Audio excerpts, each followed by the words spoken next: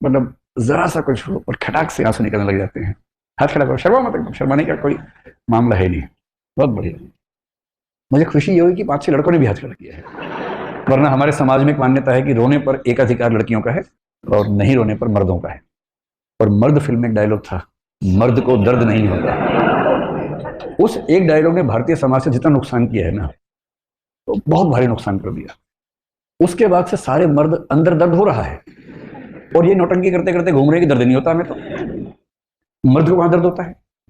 कल मुझे एक वरिष्ठ महिला से बात हो रही थी, उनकी उम्र 60 साल के आसपास है, कहीं मैं गया हुआ था वहां वो भी थी। तो उन्होंने मुझे बताया कि जो मेरा बेटा है वो आपका बहुत बड़ा प्रशंसक है। मैंने कहा जी शुक्रिया। तो आज वो, उसे पता होता कि आप आने वाले, मैं उसको लेके आती, आज वो आया नहीं। मैंने कहा जी कोई बात नहीं, फिर मिल लेंगे, ऐसा क्या है।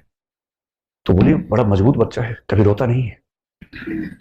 अब मुझे लगा मैं ज्ञान दूं या ना दूं इस समय, क्योंकि अब आप शादी ब्याह में जाके ज्ञान देने लगे, लोग फिर ना भगा देते हैं वहां से। और खाना भी नहीं खाया था उस समय तक मैंने, बिना खाना खाए भगा देते तो बड़ा नुकसान हो जाता। शादी ब्याह में आदमी क्यों जाता है बेसिकली, दूल्हा दुल्हन कौन देखता है वहां पर, उन्हें कोई पूछता तक नहीं उनको, तो वो तो हम तो पहचानते भी नहीं कौन दूल्हा कौन दुल्हन है, नाम भी नहीं याद रहता है, खाना खाना याद रहता है क्या क्या था खाने में।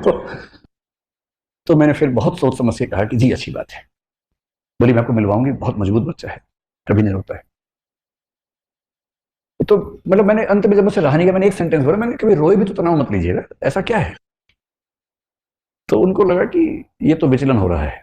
उन्होंने कहा ना, बहुत स्ट्रांग है। तो आप में से कितने लोग ऐसे ही स्ट्रांग हैं जो कभी नहीं रोते हैं। तो आप लोग स्ट्रांग नहीं हैं, आप लोग मुर्दा हैं दरअसल, है ना। देखिए मेरा काम जिंदगी को मुश्किल बनाना नहीं है, जिंदगी को आसान बनाना है, और मैं तो आसान ही बनाऊंगा। बिना बात के तमाशे इतने इकट्ठे कर लिए हम लोगों ने कि मर्द को दर्द नहीं होता, क्यों नहीं होता, सुई चुभा होता है दर्द। सबको होता है, पत्थर मार के देखो खोपड़ी पे उसके, क्यों नहीं दर्द होगा। अच्छा छोटे छोटे बच्चे जो हैं, लड़का हो या लड़की हो, कोई गिरता है दोनों रोते हैं, चिल्ला चिल्ला के रोते हैं, लड़का भी रोता है लड़की भी रोती है।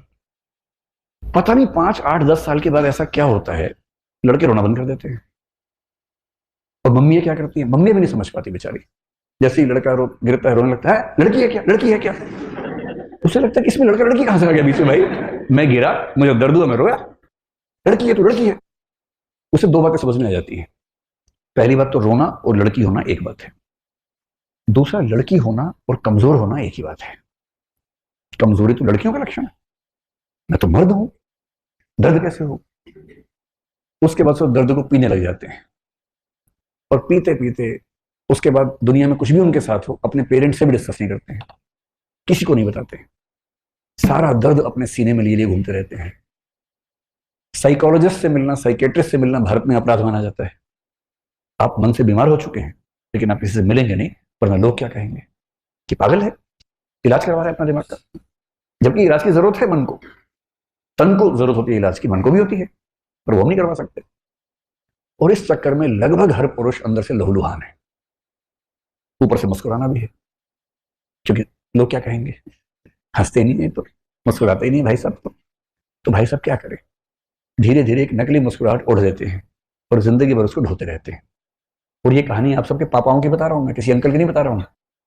ऐसे में लगता है कि मेरे पापा तो ठीक है, अंकल के बारे में चल रहा है, नहीं आपके पापा भी वैसे ही होंगे। वो मजबूर हैं, रो नहीं सकते, खुश दिखने का नाटक करना जरूरी है उनके लिए। तो एक तो आप वैसे होना मत, और अपने आसपास जो वैसे हो गए हैं उनको थोड़ा सा सहज बना देना। उनको कहना कि पापा एक आध बार रो लो ना यार, ऐसा क्या है, चलो हम दोनों बैठते हैं, गप्पे मारेंगे, थोड़ा अपने मन की बात बताओ। जब मम्मी से पहली बार मिलने गए थे क्या क्या हुआ था बताओ ना जरा, दोस्त बनो उनके, क्यों इतना डिस्टेंस रखना, कभी दोस्त बन जाइए। जितनी उम्र बढ़ती है उतने दोस्त खत्म होने लगते हैं, कोई दोस्त नहीं बचता उस उम्र में, तो आप दोस्त बन जाइए। ये होती है इमोशनल इंटेलिजेंस। इमोशनल इंटेलिजेंस का मतलब रोना नहीं है, मैं नहीं रोऊंगा ये भी नहीं है, ये दोनों मूर्खताएं हैं। बात बात पे रोना कमजोरी का लक्षण है, कभी नहीं रोऊंगा ये जबरदस्ती ओढ़ी हुई पाली हुई मर्दानगी का लक्षण है, जिसकी कोई कीमत नहीं, रत्ती भर वैल्यू नहीं। इमोशनल इंटेलिजेंस का मतलब क्या होता है, एक मतलब होता है अपने जो इमोशंस हैं उनको समझ पाना, बारीकी से समझना, और दूसरा उनको जितना कंट्रोल करने की जरूरत है उतना कंट्रोल कर पाना, इसकी क्षमता। जितना करने की जरूरत है, जबरदस्ती नहीं। कभी कभी खुद को ढीला छोड़ देना कि रोने का मन कर रो लो यार, ऐसा क्या है। लाइफ इन मेट्रो एक फिल्म आई थी बहुत पहले, उसमें एक लड़की ऐसी ही स्थिति में थी, ना कह सकती है किसी से, ना गुस्सा कर सकती है, ना बोल सकती है, ना रो सकती है।